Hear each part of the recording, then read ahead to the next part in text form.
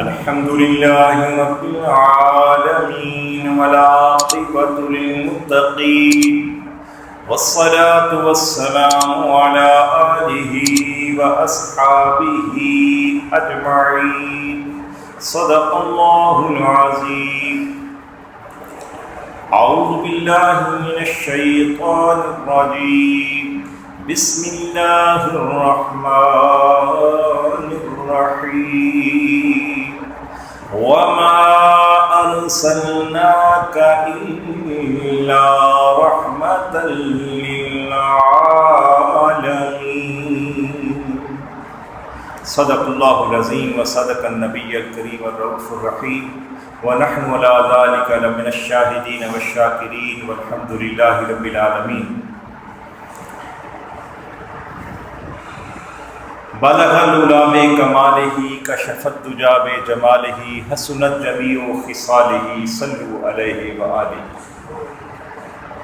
محترم سامعین و حاضرین کرام، آج کی اس گفتگو میں ہم نبی کریم علیہ السلام کی ولادت باسعادت کے حوالے سے گفتگو کریں گے، سنیں گے، بات کریں گے.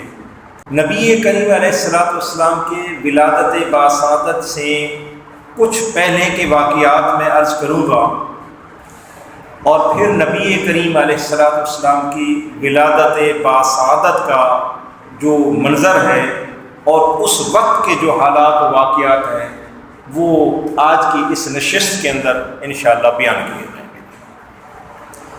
میں نے عرض کیا تھا کہ نبی کریم علیہ السلام کا نور مبارک پاک پشتوں اور پاک رحموں کے اندر، یعنی پاک پیٹ جتنی ماؤں کے رحموں کے اندر نبی کریم علیہ السلام کا نور مبارک آیا، وہ سارے کے سارے رحم جو تھے وہ پاک تھے.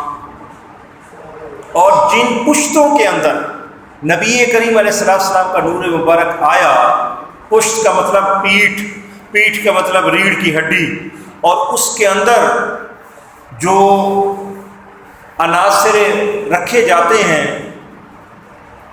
جن پشتوں سے آپ کا نور مبارک ہوتا ہوا آیا، حضور فرماتے ہیں کہ میری ساری مائیں بھی پاک تھیں، اور میں جن کی نسل سے یہاں تک پہنچا وہ سارے کے سارے میرے باپ بھی پاک تھے. پاک اسلاب، صلب کی جمع ہے اسلاب، صلب کہتے ہیں پیٹھ کو. سب کی پیٹھیں بھی پاک تھیں، اور جن ماؤں کے رحموں سے میں ہوتا ہوا یہاں تک پہنچا ہوں، ان ساری ماؤں کا رحم مبارک جو تھا وہ بھی پاک تھا. ٹھیک ہے جی. اس کا مطلب یہ ہے کہ آپ یہ فرما رہے ہیں کہ حضرت آدم سے لے کر مجھ تک میرا نور جس نسل میں، جس باپ اور ماں میں منتقل ہوتا رہا، وہ مائیں بھی ساری پاک اور باپ بھی سارے پاک تھے. اس کا یہ مطلب ہوتا ہے. اور اسی لیے حضور نبی کریم علیہ السلام ارشاد فرمایا کہ اللہ تعالیٰ نے مجھے ساری مخلوقات میں سے جو مخلوق کی اچھی قسم تھی انسانوں کی، اس میں رکھا. اور پھر جب یہ سلسلہ آگے چلا تو بنو کنانہ کے اندر رکھا، اور پھر بنو اسماعیل کے اندر رکھا، قریش کے اندر رکھا، بنی ہاشم کے اندر رکھا. یعنی حضور کے کہنے کا مطلب یہ ہے کہ جہاں بھی اللہ جل وعلا نے کہیں پر دو چیزوں میں سے کسی ایک کا اگر انتخاب کیا تو میری ذات کو اچھی سمت کی طرف رکھا. ٹھیک ہے نا. تو یہ نبی کریم علیہ السلام کے نے خود ان چیزوں کو بیان فرمایا. تو یہ نور مبارک منتقل ہوتا ہوا نسل در نسل اور پاک رحموں اور پاک پیٹھوں سے منتقل ہوتا ہوا جناب عبد المطلب کی پیشانی کے اندر یہ نور مبارک چمکا. حضور کے دادا جناب عبد المطلب، اور وہ ایک دن حتیم کعبہ کے اندر لیٹے ہوئے ہیں، یعنی کعبہ کے گرد حتیم کے اندر اس کے حصے میں لیٹے ہوئے ہیں، اور جب اٹھتے ہیں تو دیکھتے ہیں کہ ان کو سرما بھی لگا ہوا ہے، بال سنوارے ہوئے ہیں، کنگھی ہوئی ہے، تیل ہوا ہے، اور ان کو ایک اچھا سا لباس بھی کوئی پہنانے والا پہنا گیا۔ یہ حضور کے دادا کی میں بات کر رہا ہوں۔ تو اس وقت ذرا آپ منظر دیکھیں، اس دور کے اندر لوگ ہوتے تھے جو پرانے دینوں کو سمجھنے والے ہوتے تھے، خاص طور پر یہود، الہامی مذہب ہے نا، الہامی مذہب ہے نا، تو کچھ لوگ ہوتے تھے جو پرانی کتابوں کا بڑا علم رکھتے تھے، اور ان علوم میں سے کچھ عورتیں تھیں، کچھ مرد تھے، جس طرح کعب احبار تھے، ان کو کچھ کو اس دور کے اندر کاہن کہا جاتا تھا، کاہن، اور اگر عورت ہوتی تو اس کو کہتے تھے کاہنہ، اور جو مرد ہوتے تھے ان کو کاہن کہا جاتا تھا، اور یہ جادو ٹونے کا کام بھی کرتے تھے، جادو ٹونے کا۔ اور حضور کی ولادت سے پہلے آپ کو پتہ ہے کہ یہ جو شیطان جن ہے نا، یہ آسمانوں کے اوپر چڑھ جاتے تھے، اور فرشتوں کے اندر جو گفتگو ہوا کرتی تھی یہ کان لگا کر سن لیتے تھے کہ بھئی کل جو ہے فلاں بندے کے ساتھ کیا ہونے والا ہے، معاملہ کیا ہونے والا ہے، اور وہ اپنے جادوگروں کو، کاہنوں کو، اب آپ کو سمجھ آ رہی ہے، ان کا تعلق کاہنوں کے ساتھ ہوتا تھا، وہ کاہنوں کو آ کر بتا دیتے تھے کہ فلاں بندے کا یہ معاملہ ڈسکس ہو رہا ہے، فلاں کا یہ ڈسکس ہو رہا ہے، کیونکہ ان کے پاس یہ طاقت تھی نا جنوں کے اندر کہ وہ چلے جاتے تھے، اور اس وقت تک ان کو وہاں پر جانے کی رکاوٹ نہیں تھی۔ حضور کی ولادت کے بعد حضور کی برکت سے اللہ نے ان کے اوپر یہ پابندی لگائی ہے۔ آپ سمجھے ہیں نا میری بات؟ تو وہ اوپر چلے جاتے تھے، اور جو فرشتوں میں گفتگو ہوتی تھی وہ کان لگا کر سن لیتے تھے کہ فلاں بندے کی کیا خبر ہے، تو نیچے آ کر اپنے کاہنوں کو بتاتے تھے، اور جادو ٹونے اور پرانے علم کے وہ لوگ ماہر ہوتے تھے۔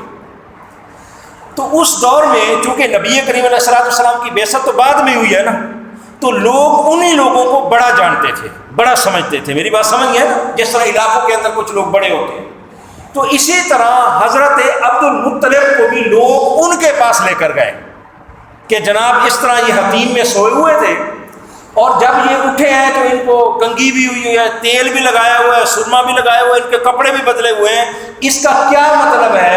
تو ان کاہنوں نے یہ کہا تھا کہ ان کو اب ایک ایسی چیز کی بشارت ہونے والی ہے، ان کے اندر ایک ایسا نور آنے والا ہے، ہمارا علم یہ کہتا ہے کہ اب تم ان کی شادی کر دو، شادی کر دو، کسی سے نکاح کراؤ، اور ان کے اندر یہ کسی کے نور کے آنے کی علامتیں، یہ انہوں نے بتایا تھا۔ تو چنانچہ ان کی شادی جو ہے وہ ایک فاطمہ نامی انہی کے قبیلے کی خاتون تھی، ان کے ساتھ حضرت عبد المطلب کی شادی یا نکاح جو ہے وہ کر دیا گیا۔ ٹھیک ہے جی، سمجھ رہے ہیں؟ تو چنانچہ ان کے ساتھ ان کا نکاح ہو گیا۔ یہ میں پہلے کے واقعات کچھ بتا رہا ہوں۔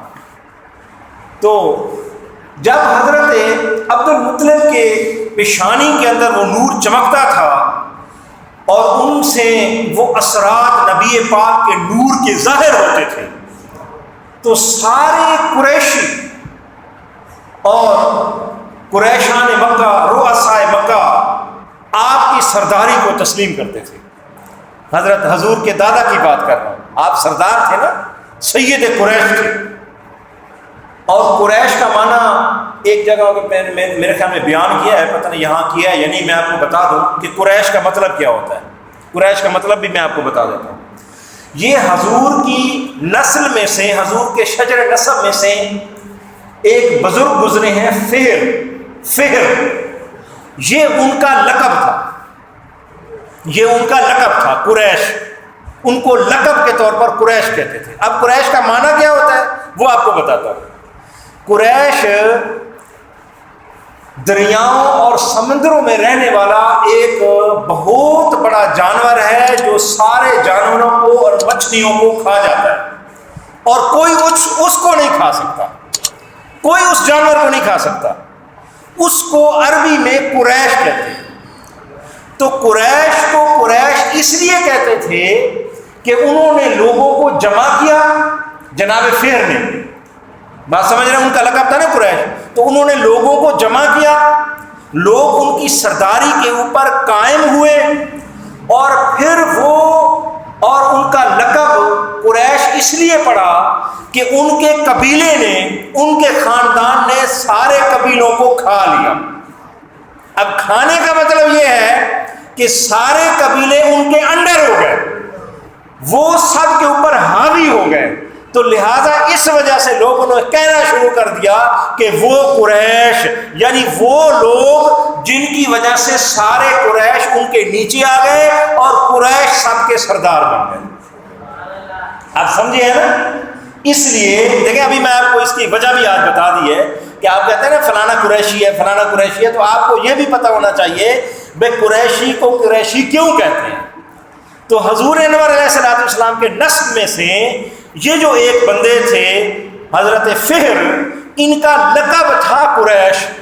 تو اس کے بعد پھر اس خاندان میں سے جتنے بھی لوگ آئے ان کو قریشی کہا جانے لگا، اس لیے حضور کو بھی کہتے ہیں قریشی، آپ اسی خاندان سے ہیں۔ ہاشمی بھی کہتے ہیں کیونکہ حضرت ہاشم کی اولاد ہے۔ مطلبی بھی کہتے ہیں کہ آپ کے دادا کا نام عبد المطلب تھا، اور ویسے اصل نام ان کا بھی شیبہ تھا۔ یہ جو دادا ہے نا، ان کا بھی اصل نام شیبہ تھا جی، ٹھیک ہے نا؟ ہاں، اور یہ شیبہ اس لیے کہتے ہیں ان کو، حضور کے دادا کو، کہ یہ جب پیدا ہوئے نا پیدائشی چھوٹے بچے، تو ان کے سر کے اندر ایک سفید بال تھا، پیدائشی، ایک بڑھاپے کی علامت کہتے ہیں نا سفید بال کو، تو اس لیے ان کا نام شیبہ پڑ گیا تھا، ٹھیک ہے جی۔ تو نبی کریم، چلے باقی تفصیل کو میں چھوڑتا ہوں، نبی کریم علیہ السلام کے دادا جی کی میں بات کر رہا ہوں، ٹھیک ہے۔ اب یہاں پر وہ واقعہ آتا ہے، آپ کو یاد ہوگا ابرہہ والا، ابرہہ کا واقعہ یاد آ رہا ہے نا، وہ ہاتھیوں والا جو لشکر آیا تھا، یہ اصل میں عیسائی لوگ تھے جی، عیسائی لوگ تھے۔ دیکھیں، ہر دور میں یہ جو چودھری ہوتے ہیں نا، یہ اپنی چودراہٹ کو قائم رکھنا چاہتے ہیں ہر دور میں، چاہے وہ کافر ہو چاہے مسلمان ہو، چودھری کوئی بھی ہو نا، وہ کہتا ہے میری چودراہٹ جو ہے نا وہ قائم رہے، ٹھیک ہے۔ یہ شروع سے آ رہا ہے، اور قبائل کے اندر بھی یہ مسئلہ تھا، اور اس دور کے اندر تو بہت زیادہ تھا، قبیلوں کی لڑائیاں ہوتی تھی، ملکوں کی۔ یہ جو لڑائی تھی نا ابرہہ کی، یہ بھی یہی تھی۔ اب میں آپ کو سمجھاتا ہوں کہ یہ کیا لڑائی تھی۔ ان کا ایک کلیسا تھا جی، کلیسا یعنی گرجا گھر، بہت بڑا گرجا گھر انہوں نے بنایا ہوا تھا، بہت بڑا، اس دور کا، عدن کے اندر، تو بہت بڑا انہوں نے وہ بنایا ہوا تھا، اور دنیا جہان سے دائیں بائیں سے لوگ جاتے تھے اور ان کو سلام بھی کرتے تھے اور نظر و نیاز بھی دیتے تھے۔ یہ نظر و نیاز والا سلسلہ بھی بڑا پرانا ہے نا، نظر و نیاز والا سلسلہ یہ بھی بڑا پرانا ہے، یہ بھی جب سے دنیا بنی ہے یہ نظر و نیاز والا سلسلہ بھی چل رہا ہے۔ تو لوگ آ کر چڑھاوے چڑھاتے تھے، ٹھیک ہے جی، نظر و نیاز دیتے تھے، جانور لے آتے تھے جناب، بکرے لے آئے، چھترے لے آئے، درہم و دینار دیے، کپڑے لے آئے، جو کچھ اس وقت لوگوں کے پاس ہوتا ہوگا وہ لے آتے اور چڑھاوے چڑھاتے تھے۔ اب ہوا کیا؟ ہوا یہ کہ ادھر قریشیوں کے پاس اللہ تعالیٰ کا یہ خانہ کعبہ بیت اللہ تھا، یعنی ادھر وہ تھا نا ان کا کلیسا اور گرجا گھر، ادھر قریشیوں کے پاس یہ خانہ کعبہ اللہ کا گھر تھا۔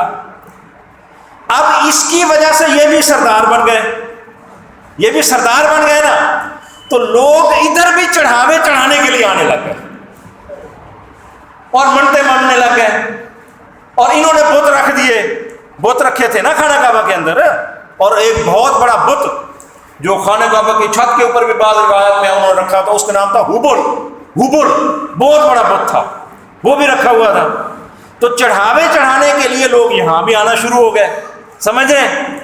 تو جب ان کی مشہوری ذرا زیادہ ہوئی، انہوں نے اپنے آپ کو سنبھالا، طاقت کو اکٹھا کیا، تو ان کی دور دور تک شہرت پہنچ گئی، ان کی مشہوری دور دور تک پہنچ گئی. جیسے کوئی چودھری اٹھتا ہے نا تو پھر اس کی مشہوری ہونا شروع ہو جاتی ہے. تو یہ مشہوری جو ہے ان تک بھی پہنچ گئی کہ بھائی ادھر مکہ کے اندر کوئی جگہ ہے، لوگ وہاں پر چڑھاوے چڑھاتے ہیں اور وہاں کے سردار ہیں اور ان کی بڑی بات ہے اور لوگ ان کو مانتے ہیں.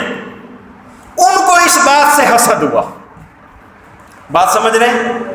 یہ مذہب کا تو ایسے چکر ہوتا ہے نا، زیادہ تر مذہب کو تو لوگ استعمال کرتے ہیں نا، پہلے بھی کرتے تھے اب بھی کرتے ہیں. مذہب کو تو درمیان میں پہلے بھی لوگ استعمال کرتے تھے اب بھی استعمال کرتے ہیں. تو اس نے بھی اسی طریقے سے مذہب کا استعمال کیا نا، بھئی ہمارے مذہب کے خلاف کوئی کام ہو رہا ہے تو میں لشکر کشی کرتا ہوں. اصل میں تو وہ اس کے جو چڑھاوے بند ہو گئے تھے وہ اس کی خاطر آ رہا تھا. ابھی یہی ہوتا ہے. مذہب کی لڑائیاں بہت کم لوگ کرتے ہیں، اصل میں ذاتی انائے اور دولت کے دھندے ہوتے ہیں. اس کا پردہ جو ہے اس دور کے اندر بھی لوگ یہی رکھتے تھے کہ ہم مذہب کا کام کر رہے ہیں، اور اب بھی یہی رکھتے ہیں کہ ہم مذہب کا کام کر رہے ہیں. اصل میں وہ اپنی گولک ہوتی ہے نا، گولک یا چندے کے باکس جو ہوتے ہیں اور اس کے اندر جو نظر اور چڑھاوے چڑھائے جاتے ہیں، اصل میں وہ ان کی حفاظت کر رہے ہوتے ہیں. ابھی دیکھیں کتنے مزارات ہیں جن کے اوپر گولیاں چلی ہیں، آپ جانتے ہیں، جن کے اوپر لوگوں نے سجادہ نشینی کی لڑائی کے اوپر ایک دوسرے کے خلاف اتنی دشمنیاں کی ہیں، یعنی سجادہ نشینوں نے اور ان بزرگوں کی اولادوں نے کہ ایک دوسرے کے اوپر کئی مزارات کے اوپر گولیاں چلائی گئی ہیں اور کئی لوگ مر بھی گئے ہیں اس کے اندر، اور عدالتوں کے اندر کیس چلے ہیں. ایک کہتا ہے کہ میں یہ حقائق ہے جو میں بتا رہا ہوں، میں آپ کو نام بھی بتا سکتا ہوں کہ ایک کہتا ہے جی میں سجادہ نشین ہوں اور دوسرا کہتا ہے جناب میں سجادہ نشین ہوں. ایسا ہے کہ نہیں ہے؟ یہ کوئی مذہب شذب نہیں ہے، یہ کوئی مسلک نہیں ہے، یہ کوئی مسئلہ نہیں ہے، یہ سارا روپے کا دھندا ہے. ایک جو بیٹھا ہوتا ہے اس کا مطلب ہوتا ہے کہ یہ سارا مال جو آ رہا ہے نا یہ مجھے ملنا چاہیے، بس اور کچھ نہیں ہوتا. اور جو دوسرا ہوتا ہے وہ کہتا ہے کہ یہ تو مزے کر گیا، میں تو پیچھے رہ گیا ہوں، لہذا سجادہ نشین میں ہوں، یہ سارا مال مجھے ملنا چاہیے. چنانچہ ان کی لڑائی ہو جاتی ہے. اور لڑائی ہونے کا کیا مطلب ہے؟ جب اولیاء اللہ ہوں، بزرگ ہوں، صلح والے ہوں، سلیم الطبع ہوں، فطرت سلیمہ رکھنے والے ہوں، دیندار ہوں، تو پھر وہاں تو لڑائی ہونی ہی نہیں چاہیے. تو لڑائی کیوں ہوتی ہے؟ یہ لڑائی جو ہوتی ہے یہ دولت کی وجہ سے ہوتی ہے. یہ وہ چندہ بخش جو پڑا ہوتا ہے نا مزار شریف کے ہاتھے کے اندر، قبر کے پاس پڑا ہوتا ہے، اور اس میں جا کر جو آپ پیسے ڈالتے ہیں 1000 والے 500 والے یا جو بھی ڈالتے ہیں، یہ ساری لڑائی اس کی ہوتی ہے کہ جو بیٹھے گا اس کو یہ مال ملے گا. یہ ساری اس چیز کی لڑائی ہوتی ہے. تو اس وقت بھی میرے بھائی یہی لڑائی تھی. اب میری بات سمجھے، اس وقت بھی یہ لڑائی تھی. تو انہوں نے کہا بھائی یہ تو لے گئے قریشی، سارا مال سمیٹ گئے اور سردار بن گئے ہیں اور سارا ان کو ساز و سامان مل رہا ہے، لوگ ان کو سلام کر رہے ہیں اور مال بھی لے گئے. ان کو اس بات کا غصہ تھا.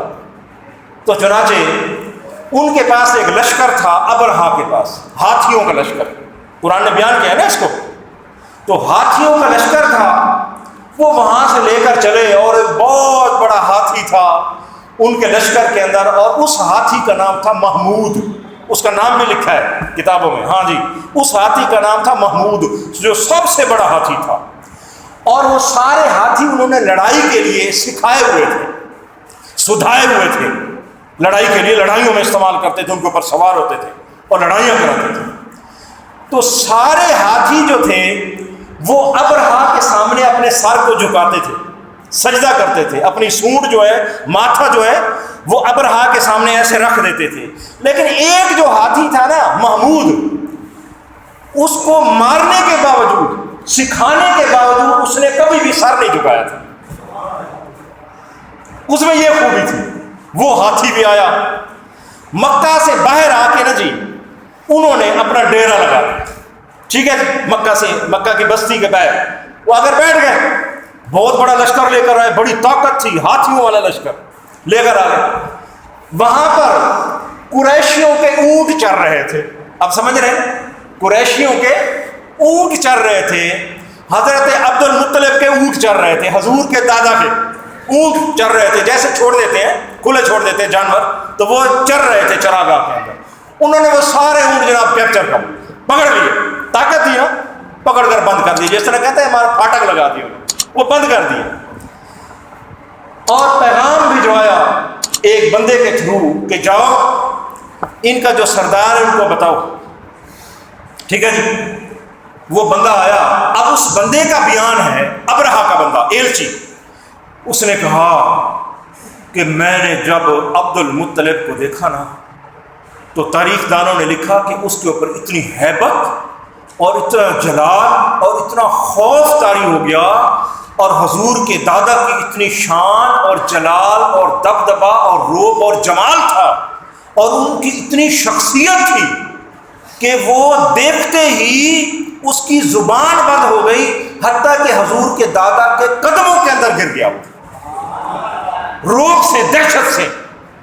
بعض لوگوں کو آپ نے دیکھا ہوگا نا، جو سردار ہوتے ہیں نا ان کے اندر رعب ہوتا ہے، سردار بھی ہوں اور پھر اچھے سردار بھی ہوں، پھر نیک بھی ہوں، تو پھر قریشی بھی ہوں، تو ان کا روب پھر کیسے بھی ہو؟ تو ان کا اتنا روب تھا کہ تاریخ دانوں نے لکھا وہ بندہ گر گیا، اور اس نے بغیر پوچھنے کے کہا کہ آپ کے علاوہ قریش کا سردار اور کوئی نہیں ہو سکتا۔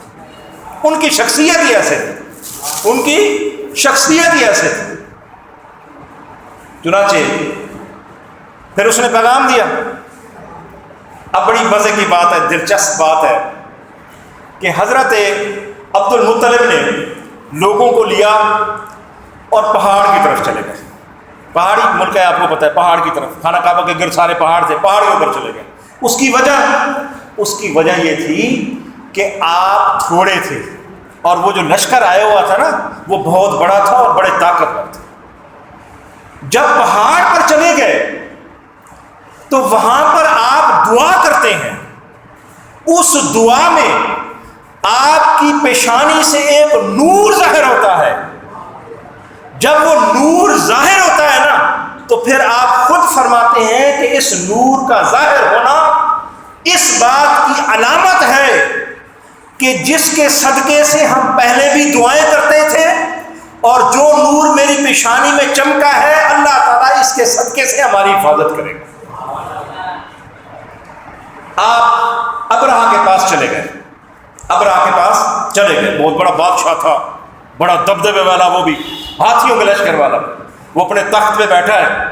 حضور کے دادا گئے، لیکن جب انہوں نے حضور کے دادا کو دیکھا نا اس نے، تو ان کا رعب اور دبدبا اتنا تھا کہ وہ خود بخود تخت سے اتر کر نیچے ان کے ساتھ بیٹھ گئے، تخت پر نہیں بیٹھا، نیچے بیٹھ گیا، اور پھر کہا کہ آپ عبد المطلب ہیں؟ کہا کہ میں عبد المطلب ہوں۔ کہا کہ آپ کو پتہ ہے کہ میں نے آپ کے سارے اونٹ جو ہے نا یہ پکڑ لیے ہیں۔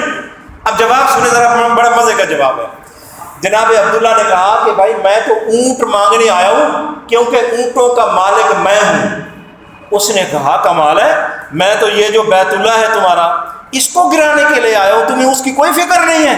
تو حضرت کہا کہ اونٹوں کا مالک میں ہوں، مجھے اونٹوں کی فکر ہے، میرے اونٹ واپس دے دے۔ یہ بیت اللہ جانے اور خدا جانے، یہ بیت اللہ جانے اور خدا جانے، یہ جس کا گھر ہے وہ گھر والا ہی اس کی حفاظت کرے گا۔ وہ بڑا حیران ہوا کہ اس بندے نے کیسا جواب دیا۔ آپ نے فرمایا کہ یہ بیت اللہ جانے یا اللہ جانے، جس کا گھر ہے وہی اس کی حفاظت کرے گا۔ اور اپنے اونٹ لے کر واپس آ گئے، اپنے اونٹ لے کر واپس آ گئے۔ جب اس نے چڑھائی کا ارادہ کیا، ابرہا نے چڑھائی کا اور خانہ کعبہ کو ڈیمالش کرنے کا، معاذ اللہ نیست و نابود کرنے کا ارادہ کیا، اس عمارت کو، کمرے کو، حتیم کو، بیت اللہ کو، تو جیسے ہی اس کا لشکر ہاتھیوں سمیت آگے بڑھا، خدا نے ابابیل بھیج دیے۔ وہ آپ جانتے ہیں ابابیل آ گئے، کالی چڑیاں آ گئی، ان کی مختلف قسمیں ہوتی ہیں، جو بھی ان کی قسم ہوگی ابابیل۔ قرآن کے اندر لفظ آیا سورۃ الفیل، الم تر کیف فعل ربک باصحاب الفیل الم یجعل کیدہم فی تضلیل وارسل علیہم طیرا ابابیل ترمیہم بحجارۃ من سجیل فجعلہم کعصف مأکول۔ اللہ کہتا ہے کہ کیا آپ اس منظر کو ذرا یاد تو کریں کہ جب ہم نے ہاتھی والوں کے لیے ابابیل کو بھیجا اور پھر انہوں نے کنکریاں ماری اور ان کو ایسے بنا دیا جیسے کھایا ہوا بھوسا ہوتا ہے، یعنی وہ ریزہ ریزہ ہو گئے. 3 کنکر ہر ایک پرندے کے پاس تھے، ایک چونچ میں تھا اور 2 پنجوں میں تھے، اور وہ اڑتے ہوئے آئے اور ہاتھی کے لشکر کے اوپر جناب انہوں نے وہ بمباری شروع کر دی. اور ابھی سائنسدانوں نے اور علماء سائنسدان نے یہ بتایا کہ جو ان کی چونچوں کے اندر کنکر تھے، ان کنکروں کے اندر سلفر تھا جو ایٹم بم کے اندر استعمال ہوتا ہے. خدا نے اس پہاڑ سے وہ کنکر ان سے اٹھوائے جس کے ذریعے سے ایٹم بم بنتا ہے. تو وہ والے کنکر خدا نے ان کو مروائے جو سر سے لگتا تھا تو پورے جسم سے کراس کرتے ہوئے اس آدمی کو تباہ و برباد کر دیتا. تو اس میں ایٹم والی طاقت تھی. یہ جو آپ ابھی سمجھے ہیں نا، یہ اس دور کے اندر خدا نے اس کا نمونہ جو ہے وہ لوگوں کو دکھا دیا تھا کہ ایک ذرے سے بندہ بھی ختم ہو گیا، ہاتھی بھی ختم ہو گیا، اور اس طریقے سے ختم ہوا جیسے کھایا ہوا بھوسا ہو، بالکل اس کا نام و نشان مٹ گیا. تو وہ لشکر وہاں سے ختم ہو گیا اور نیست و نابود ہو گیا اور تباہ ہو گیا. اور وہ ایک کنکر جو لگا تھا ابرہا کو واپسی پر، وہ بھی مارا گیا. تو اس طریقے سے اللہ جل وعلا نے نبی پاک علیہ الصلوۃ والسلام کے نور کے صدقے سے، ان کے دادا مبارک کے صدقے سے مکہ کی اور بیت اللہ کی حفاظت کی. یہ حضور کے دادا کا واقعہ تھا. ابھی ایک اور چیز میں نے آپ کو شروع میں بتایا کہ شروع میں 1-2 واقعات آپ کو میں ضروری جو ہے وہ بتاؤں گا. ایک اور چیز، یہ جو زمزم کا کنواں ہے، اب اس کے بارے میں یہ چونکہ پہلے کے واقعات کے اندر ایک واقعہ ہے. زمزم کا جو کنواں ہے، بئر زمزم جسے کہتے ہیں، آپ کو پتہ ہے نا کہ یہ حضرت اسماعیل علیہ الصلوۃ والسلام کی ایڑی مبارک سے رگڑنے سے یہ ہوا تھا. تو پھر وہاں پر حضرت اسماعیل علیہ الصلوۃ والسلام کی نسل، ان کی اولاد اور بنو جرم ایک قبیلہ تھا، وہ وہاں پر آباد ہوئے. اور ایک وقت ایسا آیا کہ بنو جرم وہاں پر حکمران بن گئے، یعنی مکہ کے سرزمین کے اوپر بنو جرم جو ہے وہ حکمران بن گئے. یہ حضور کی ولادت سے پہلے کی میں بات بتا رہا ہوں آپ کو، پہلے کی بات. بنو جرم ایک قبیلہ تھا، وہ وہاں کے حکمران بن گئے. اس کے بعد انہوں نے وہاں پر ظلم و ستم شروع کر دیا. جو بنو اسماعیل تھے ان کے خلاف، سمجھ رہے ہیں، یعنی 2 قومیں تھیں نا مین بڑی، ایک حضرت اسماعیل کی اولاد، ایک بنو جرہم تھے. تو بنو جرہم جب طاقت کے اندر آئے، ان کو جب حکمرانی ملی تو انہوں نے جو جور و ستم، ظلم و تعدی شروع کر دیا بنو اسماعیل کے اوپر. تو بنی اسماعیل نے اکٹھے ہو کر بنو جرہم کے خلاف مقابلہ کیا اور ان کو مکے سے شکست دے کر نکال دیا. آپ سمجھ رہے ہیں؟ تو یہ جو بنو جرہم تھے، جب ان کو پتہ چلا کہ اب یہاں ہم نہیں رہ سکتے، ان کی سرداری ختم ہو گئی، تو مکہ سے نکلتے ہوئے یہ جو کنواں تھا نا، زمزم کا کنواں جس سے پانی پیتے تھے سارے اور پانی نکلتا تھا، انہوں نے حسد کے تحت، حسد اور دشمنی کی وجہ سے اس کنویں کو بند کر دیا. جو خانہ کعبہ کے اندر تبرکات پڑے تھے وہ بھی اس کنویں کے اندر پھینک دیے، اور اس کے اوپر پتھر سے اور لکڑیوں سے اس کنویں کو بالکل بند کر کے اس کو نام و نشان بھی اوپر سے مٹا دیا. آپ سمجھیے میری بات. اور ان تبرکات کے اندر پتہ کیا تھا؟ ایک چیز میں بتا دیتا ہوں، اس دمبے کے سینگ بھی تھے جو حضرت اسماعیل کی جگہ پہ قربان ہوا جناب. وہ سینگ بھی ان تبرکات کے اندر تھے، وہ منتقل ہوتے ہوئے آ رہے تھے نا، تو خانہ کعبہ بھی پڑے ہوئے تھے. جب انہوں نے وہ کنواں بند کیا بئر زمزم، تو اس کے اندر وہ سینگ بھی انہیں پھینک دیے اور پھر کنویں کو ڈیمالش کر دیا، مطلب ہے کہ اس کو بند کر دیا، اور مکمل بند کرنے کے بعد وہ مکہ سے چلے گئے. اب سمجھ رہے ہیں بات کو جناب؟ تو بعد میں حضرت عبد المطلب کو خواب آتا ہے.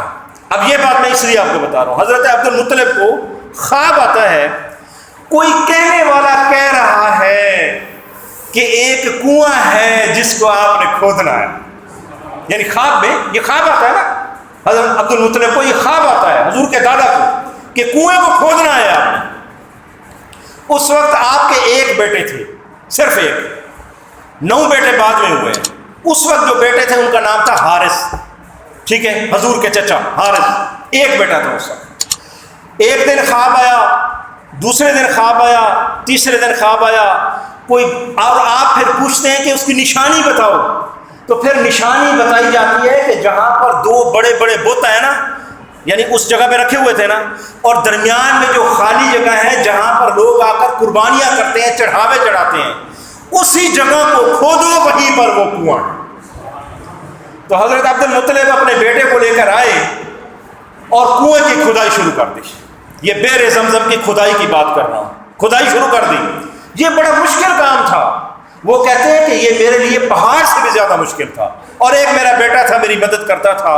قریش میرے اوپر ہنستے تھے اور کہتے تھے کہ عبد المطلب دیوانہ ہو گیا ہے، ایسے اگر زمین کی کھدائی شروع کر دی ہے، اور میں لگا رہا اور میں نے اللہ سے منت مانی۔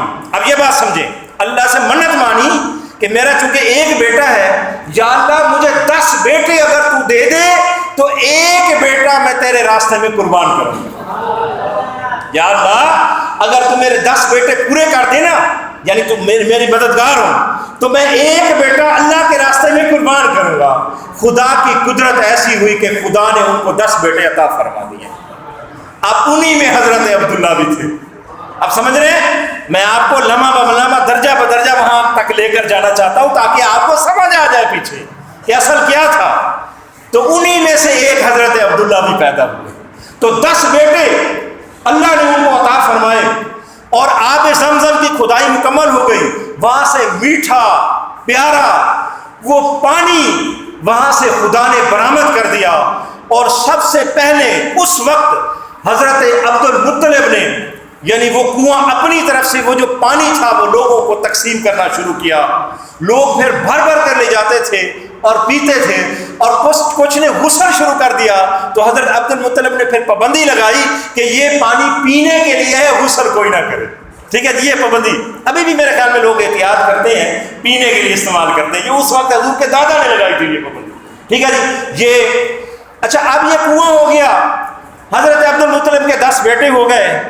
تو اب جناب خواب آیا کہ اے عبد المطلب، وہ جو تو نے منت مانی تھی، اب منت پوری کرنے کا وقت آ گیا۔ اب سمجھیے، منت پوری کرنے کا وقت آ گیا ہے۔ 10 بیٹوں میں سے اب ایک بیٹا قربان کرنا تھا، اور اندازہ کریں کہ بیٹا بندہ کیسے قربان کرے۔ چنانچہ قرعہ ڈالا گیا کہ 10 بیٹوں میں سے کس بیٹے کو میں اللہ کے راستے میں قربان کروں۔ تو جب قرعہ ڈالا گیا تو جناب عبداللہ کے نام نکلا۔ اب یہاں سے میں آپ کو تفصیل بتا رہا ہوں، جناب عبداللہ کے نام نکلا۔ تو حضرت عبد المطلب حضور کے والد کا ہاتھ پکڑ کر جوانی کی دہلیز پر پہنچنے والے ہیں، خوبصورت جوان ہیں، قریشی سردار ہیں، ان کا ہاتھ پکڑ کر ہاتھ میں چھری لے کر اسی طرح جا رہے ہیں جس طرح حضرت ابراہیم جا رہے تھے۔ اسی لیے حضور نے ارشاد فرمایا ہے، ذرا غور کریں، یہ حضور کا ارشاد سنا رہا ہوں۔ حضور نے ارشاد فرمایا کہ میں 2 ذبیحوں کا بیٹا ہوں، میں 2 ذبیحوں کا بیٹا ہوں۔ میرے اسماعیل کو بھی ذبح کرنے کے لیے، میرے جد امجد کو اسماعیل کو بھی قربانی کے لیے پیش کیا گیا تھا، میرے والد کو بھی قربانی کے لیے پیش کیا گیا۔ آپ نے فرمایا ابن ذبیحین، میں 2 ذبیحوں کا بیٹا ہوں جن کو قربانی کے لیے پیش کیا گیا، ایک حضرت اسماعیل اور دوسرے جناب عبداللہ۔ چنانچہ جب ان کو قربانی کے لیے لے گئے تو لوگ اکٹھے ہو گئے، انہوں نے کہا عبد المطلب تجھے کیا ہو گیا، اتنا حسین و جمیل تیرا بیٹا، قریشی سردار ہے، تو کیوں اس کو ذبح کرنا چاہتا ہے؟ انہوں نے کہا کہ میں نے منت مانی تھی، خدا نے مجھے 10 بیٹے دیے ہیں، اور جب میں نے ان سے بات کی ہے تو انہوں نے کہا ہے کہ اے ابا جان جس کو چاہے تو ذبح کر دے۔ پھر ہم نے قرعہ ڈالا ہے تو یہ عبداللہ کے نام نکلا۔ قریشی کھڑے ہو گئے، انہوں نے کہا اے عبد المطلب، ہم یہ کام نہیں ہونے دیں گے، ہمارا دل یہ گوارا نہیں کرتا کہ تو اتنے حسین جمیل بیٹے کو قربان کر دے۔ چنانچہ طے یہ ہوا کہ وہاں پر ایک خاتون رہتی تھی، وہ جو پہلے میں نے بتایا کاہنہ عورت تھی، جس کا تعارف میں نے کہا اس کا نام سجا بھی لکھا گیا ہے اور ایک اور نام بھی تاریخ کے اندر آیا. یہ سارے اس کے پاس گئے اور اس سے پوچھا کہ آپ ہمیں بتائیں. وہ علماء یہود میں سے تھی, علم رکھتی تھی پرانی شریعتوں کا. تو اس کو کہا گیا کہ بتائیں اس کا کوئی حل ہے. اس نے کہا کہ ہاں, مجھے یہ بتاؤ کہ تمہاری قوم میں, تمہارے قبیلے میں خون بہا کتنا ہے؟ دیت جو ہے نا, دیت, قتل کی دیت, خون بہا کتنا ہے تمہارے قبیلے میں؟ تو انہوں نے کہا کہ ہمارے قبیلے میں خون بہا 10 اونٹ ہیں. 10 اونٹ, یعنی کوئی بندہ کسی کو قتل کر دے اور اس کو چھوڑنا ہو, دیت دینی ہو, تو پھر اس کے بدلے میں 10 اونٹ دینے پڑتے ہیں. بات سمجھ آ رہی ہے؟ اس کو دیت کہتے ہیں. تو اس نے کہا کہ جاؤ 10 اونٹوں اور عبداللہ کے درمیان قرعہ ڈالتے جاؤ. بات سمجھ رہے ہیں؟ ادھر سے ایک چٹ پہ لکھو 10 اونٹ اور دوسرے پہ لکھو جناب عبداللہ, قرعہ ڈالو. اگر قرعہ نکلے عبداللہ کے نام تو پھر 10 اونٹ اور بڑھا دو. بات سمجھ رہے ہو؟ 10 اونٹ اور بڑھا دو, پھر قرعہ ڈالو. پھر اگر عبداللہ کے نام نکلے تو 10 اونٹ اور بڑھا دو. سمجھ رہے ہیں؟ حتیٰ کہ تم قرعہ ڈالتے جاؤ, جب اونٹوں کے نام کا قرعہ نکل آئے تو پھر ٹھہر جانا, اتنے اونٹ اللہ کے راستے میں ذبح کر دیں. یہ ان کا خون بہا ہو جائے گا. ویسے بات دل کو لگتی ہے ہیرا بھائی, فیصلہ اس نے ٹھیک کیا ہے, جو بھی تھا بات اس نے ٹھیک کی, کیونکہ خون بہا اتنا ہے نا, تو ایک ایک جان کے بدلے میں خون بہا بڑھاتے جاؤ. سمجھ رہے ہیں نا, اور ان کو معاف کرتے جاؤ. چنانچہ وہ کرتے گئے حتیٰ کہ خون بہا, اور یہ قرعہ اندازی کرتے کرتے جب 100 اونٹوں کے اوپر پہنچے تو 100 اونٹوں کے اوپر جب پہنچے تو قرعہ جو تھا اونٹوں کے نام نکلا. تو پھر حضرت عبد المطلب نے, حضور کے دادا نے, حضور کے والد کو بچانے کی خاطر اللہ کی راہ میں 100 اونٹ کی قربانی پیش کر. اس لیے حضور فرماتے ہیں کہ میں 2 ذبیحوں کا بیٹا ہوں, ایک اسماعیل اور پھر میرے والد جناب عبداللہ. ان کو بھی ذبح کے لیے لے گئے, ان کو بھی ذبح. یہ نسلیں ایسے نہیں بنتی, یہ نسلیں جو ہیں یہ ایسے نہیں بنتی, یہ قربانیاں مانگتی ہیں. دیکھیں نا, ان کی محنتیں دیکھیں, ان کا جذبہ دیکھیں. اب یہاں تک میری بات آپ سمجھ گئے ہیں. اب اس سے ہم آگے چلتے ہیں. ٹھیک ہے جی, سمجھ آ رہی ہے بات؟ اب اس سے ہم آگے چلتے ہیں. حضرت عبداللہ وہاں سے بچ گئے قربان ہونے سے, اور وہ اس لیے بچے کہ ان کی پشت مبارک میں نبی کا نور چمک رہا. نبی کا نور چمک رہا تھا نا. اگر وہ نبی کا نور وہاں پر ختم ہو جاتا تو پھر نبی کی ولادت کیسے ہوتی, اور نبی دنیا کے اندر کیسے تشریف لاتے؟ جو وجہ تخلیق جہاں ہے, نبی پاک وجہ تخلیق جہاں ہے, کہ ساری کائنات کو جو خدا نے بنایا ہے آپ کی خاطر بنایا ہے. تو اسی لیے آپ کے نور مبارک, آپ کے ولادت کی وجہ سے خدا تعالیٰ نے آپ سے پہلے جس پر جو تکلیفات آئی ان کو آپ کے نور کے صدقے سے ہٹایا. تو پھر یہ نور مبارک جناب عبداللہ کی پیشانی میں چمکا. یہ نور مبارک جناب عبداللہ کی پیشانی میں, حضور کے والد گرامی کی پیشانی میں چمکا. تو حضرت عبداللہ مکہ کی جس گلی میں جاتے تھے, جب جوان ہوئے تو ہر عورت کی خواہش ہوتی تھی کہ عبداللہ سے نکاح ہو جائے.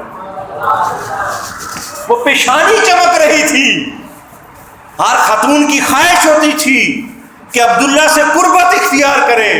لیکن یہ نصیب تو بی بی آمنہ کے, یہ تو بی بی آمنہ کے نصیب تھے, بی بی آمنہ کے نصیب تھے. یہ اس نور نے وہیں پر منتقل ہونا. چنانچہ ان کے ساتھ نکاح ہوا. بات کو تھوڑا سا میں مختصر کرتا ہوں. یہ نکاح ہو گیا, اور جب نبی کریم علیہ الصلوۃ والسلام کا نور مبارک جناب آمنہ سلام اللہ علیہ, یہ جو باتیں ہیں نا, یہ سارے لوگوں نے لکھی ہیں, سب تاریخ والوں نے لکھی ہیں. اور تاریخ کی جو اپنی ایک کتاب ہے نا عربی کے اندر, وہ ابن ہشام ہے, سیرت ابن ہشام بھی ہے, کبھی آپ پڑھیے گا موقع ملے تو. اس کے اندر بھی یہ واقعات ہیں. وہاں سے سارے سیرت نگاروں نے یہ واقعات لیے ہیں. ابن ہشام جو ہے نا, یہ سیرت کی اولی کتابوں کے اندر ہے. کوئی بھی آپ سیرت کی کتاب دیکھیں گے تو اس میں ابن ہشام کا جو حوالہ ہوگا وہ لازمی آپ کو ملے گا. ٹھیک ہے نا. تو میں اس کے تناظر کے اندر بہت ساری باتیں کر رہا ہوں تاکہ مستند رہے. تو جب نبی کریم علیہ السلام کا نور مبارک حضرت بی بی آمنہ سلام علیہ کے بطن مبارک کے اندر آیا، ان کے رحم کے اندر جلوہ فگن جلوہ افروز ہوا، تو بی بی آمنہ فرماتی ہیں اور وہ بیان کرتی ہیں کہ میرے اندر 4 باتیں، 4 علامتیں، 4 خصوصیات ایسی آئی جو کسی بھی اور عورت کے اندر جو اس حالت میں ہوتی ہے نہیں آتی۔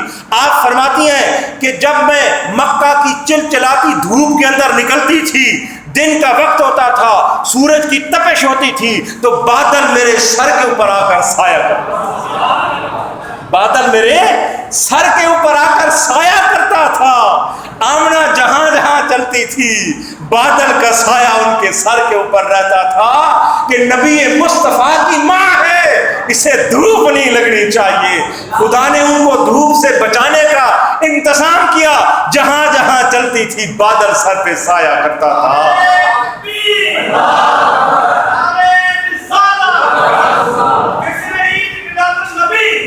بادل کو حکم تھا کہ یہ میرے آخری نبی کی ماں ہے، اے بادل اس کے اوپر دھوپ نہیں پڑنی چاہیے، یہ جہاں جہاں جائے تیرا کام ہے وہاں۔ جس طرح خدا نے قرآن کو حکم دیا نا، قرآن کو حکم دیا کہ میں اپنے نبی کو نہیں بلاؤں گا کہ فلاں جگہ پہ آ کر قرآن لے جا، نہیں، جیسے موسیٰ کو بلایا تھا نہیں، بلکہ قرآن کو حکم دیا، جبریل کو حکم دیا، میرا نبی جہاں ہو آیت اور سورت میرا قرآن وہاں لے کر جا۔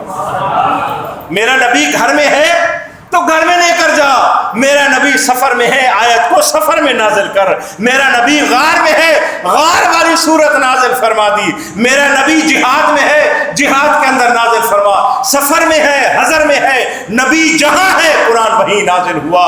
تو ماں کے بارے میں کہا نبی کی ماں جہاں ہے، اے بادل تو نے سایہ ہے۔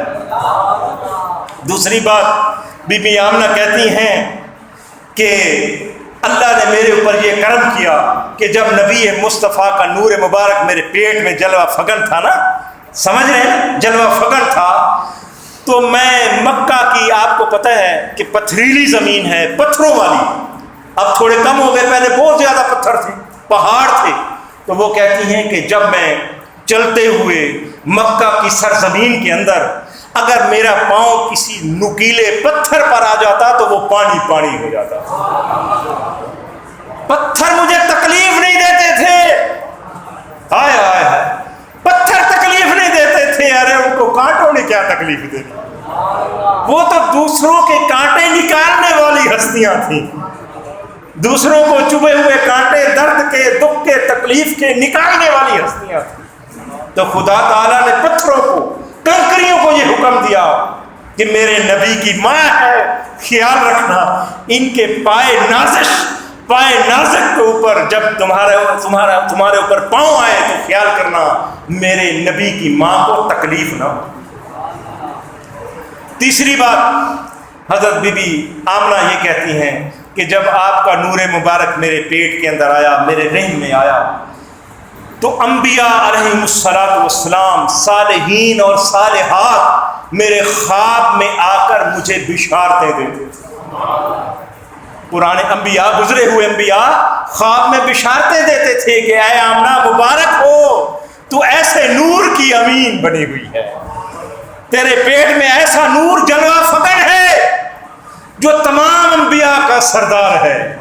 تو انبیاء آ کر مجھے بشارتیں دیتے تھے۔ اب چوتھی بات سنیں اور آپ جھوم جائیں گے، چوتھی بات آپ جھوم جائیں گے۔ لوگوں نے حضرت عبد المطلب کے پاس آ کر شکایت لگائی اور شکایت والے انداز میں کہا کہ جناب عبد المطلب ایک بات کرنی ہے آپ سے، یہ جو آپ کی جوان سال بہو ہے، جوان سال بہو آمنہ ہے، سمجھ رہے ہیں، اور بیوہ بھی ہے، سمجھ رہے ہیں، جوان سال بہو ہے آمنہ اور بیوہ بھی ہے۔ خامد جناب عبداللہ تو پہلے فوت ہو گئے تھے، یہ جس گلی سے گزرتی ہے، جس جگہ سے گزرتی ہے، جس پہاڑ سے گزرتی ہے، وہ خوشبوؤں سے بھر جاتا ہے۔ بات سمجھ رہے ہیں؟ یہ آپ کی بہو جو ہے، یہ جس گلی سے گزرتی ہے نا، وہ گلی خوشبوؤں سے بھر جاتی ہے۔ بات سمجھ رہے ہیں؟ یہ کیوں کہا؟ سمجھ رہے ہیں کیوں کہا؟ شکایت کی، اسی لیے میں نے لفظ شکایت یہاں پر یوز کیا ہے. ہوتا ہے نا، شکایت ہوتی ہے بھئی یہ خوشبو کیوں لگاتی ہے؟ خامد تو فوت ہو گیا ہے اور ہے بھی جوان سال، تو پھر ایسی خوشبو لگاتی ہے. انہوں نے یہ بھی شکایت کی کہ پتہ نہیں اس میں سے ایسی خوشبو آتی ہے جو ہمارے علاقے میں بھی نہیں ہے. آپ سمجھے میری بات کو؟ انہوں نے شکایت لگائی کہ یہ جہاں سے گزرتی ہے وہ سارے در و بام خوشبو سے معطر ہو جاتے ہیں، اور وہ خوشبو بھی ایسی ہے جو ہمارے علاقے کی نہیں. پتہ تو کرو اس کو یہ خوشبو کون دے کر جاتا ہے. سوال تھا نا، ذہن میں آتا تو ہے کہ پتہ تو کرو، کیونکہ آبادی تو تھوڑی سی تھی. دکانوں کا بھی پتہ تھا، عطروں کا بھی پتہ تھا، خوشبوؤں کا بھی پتہ تھا کہ فلاں فلاں بندے کے پاس فلاں فلاں عطر ہے، فلاں فلاں خوشبو ہے. آبادی تو اتنی تھی نہیں. تو وہ سوچتے کہ ہم سارے خوشبوئیں لگاتے ہیں لیکن وہ خوشبو نہیں آتی جو جناب آمنہ کے بطن سے آتی. وہ پریشان اور حیران ہوتے تھے کہ پتہ کرو آمنہ کون سی خوشبو لگاتی ہے. چنانچہ اکٹھے ہو کر جناب عبد المطلب کے پاس آئے، کہا کہ بہو سے پوچھو تو صحیح. بلایا گیا کہ اے آمنہ بتائیں کہ یہ ایسی خوشبو ہے جو علاقے میں نہیں ہے، دور دور علاقوں میں نہیں ہے، کسی اور ملکوں میں ہو تو پتہ نہیں، اور تیرے پاس کوئی آتا بھی نہیں ہے، ہم نے کوئی دیکھا نہیں کہ تجھے خوشبو دینے والا آیا ہو. بتا تو صحیح یہ خوشبو تیرے بطن سے کہاں سے آتی ہے؟ جناب آمنہ نے کہا کہ جب سے یہ نور مبارک میرے پیٹ کے اندر آیا ہے تب سے مجھ سے یہ خوشبو آ رہی ہے، تب سے میں معطر ہو گئی ہوں کہ جس گلی سے گزرتی ہوں خوشبوئیں خوشبوئیں. ایک شعر مجھے یہاں پر یاد آ رہا ہے، چند لمحے اور یہ خوشبو پڑی ہوئی ہے آج بائی چانس میرے سامنے. سبحان اللہ، یہ بھی حضور کے پسینے کی برکت ہے. یہ کوئی رکھ گئے ہیں دوست، اللہ ان کو اجر دے. چند لمحے تم ٹھہرے جس پیڑ کے نیچے، شعر سنیں، چند لمحے تم ٹھہرے جس پیڑ کے نیچے، سنا ہے آج تک اس پیڑ کا سایہ مہکتا ہے. سنا ہے آج تک اس پیڑ کا سایہ مہکتا ہے. چند لمحے تم ٹھہرے جس پیڑ کے نیچے، آنکھ والوں کو نہ نظر آئی پرچھائیاں تیری، میں تو دیوار ابد تک تیرا سایہ ہے. نبی کی والدہ کہتے ہیں کہ یہ خوشبو تو آنے والے مہمان کی برکت ہے، یہ اس کے آنے کی برکت. ابھی میں ولادت کا منظر آپ کے سامنے بیان کر دیتا ہوں تاکہ ہمارا جو یہاں تک ولادت کے منظر کی میں نے بات کی تھی مضمون ہے وہ مکمل ہو جائے. ایسے ہے نا، کچھ منٹ اگر اوپر ہو جائیں تو مجھے ذرا معاف کر دیجیے گا. میں 5 منٹ آپ کے اور 5 منٹ اور لوں گا کیونکہ پرسوں ولادت کا دن ہے. اور عجیب بات یہ ہے کہ نبی کریم علیہ السلام کی زندگی کے اندر جتنے اہم دن آئے وہ سارے سوموار کے دن ہیں. آپ کی ولادت بھی سوموار ہے، آپ کی بعثت بھی سوموار ہے، آپ کی ہجرت بھی سوموار والے دن ہے، اور آپ سوموار والے دن روزہ بھی رکھتے تھے، اور آپ کے اوپر جو پہلی وحی اتری تھی وہ بھی سوموار والے دن تھی. یہ سوموار کی بڑی فضیلت ہے اور اس کی حضور کی بایوگرافی کے اندر بڑی اہمیت ہے، اور سوموار کے دن آپ روزہ بھی رکھتے تھے. ٹھیک ہے. اچھا، اب نبی پاک علیہ السلام کی ولادت کا تھوڑا سا منظر میں بیان کرتا ہوں. دیکھیں، آپ کی جو پہلی دایا ہے نا، دایا یا دائی کہہ لیں جن کو ہم کہتے ہیں، وہ حضرت شفا ہیں. ان کا نام ہے حضرت شفا، مائی شفا. سب سے پہلے نبی مکرم علیہ السلام حضرت بی بی شفا کے ہاتھوں کے اندر اس دنیا میں تشریف لائے. وہ کہتی ہیں کہ مجھے بلایا گیا، ٹھیک ہے، پیغام آیا کہ عبد المطلب کی بہو کے ہاں آؤ، ولادت ہونے والی ہے. تو میں گئی تو میں نے سب سے پہلے حضور کو اپنے ہاتھوں کے اوپر سہارا دیا، اور صرف سہارا نہیں دیا، جب حضور تشریف لائے تو میں نے دیکھا کہ اتنا نور برآمد ہوا کہ میں نے شام کے محلات دیکھے. اتنا نور نکلا کہ میں نے شام کے محلات دیکھ لیے. اور یہ بھی یاد رکھیں کہ ولادت کے بعد حضور کو غسل نہیں دیا گیا. غسل تو ان کو دیا جاتا ہے جن کے جسم پر کوئی گندگی یا نجاست ہوتی ہے. حضور تو مزکا، مطہر، منزہ، صاف، اعلیٰ، خوشبودار، پاک اور صاف تھے، نظیف تھے، پھر ان کو غسل کیوں دیا جاتا؟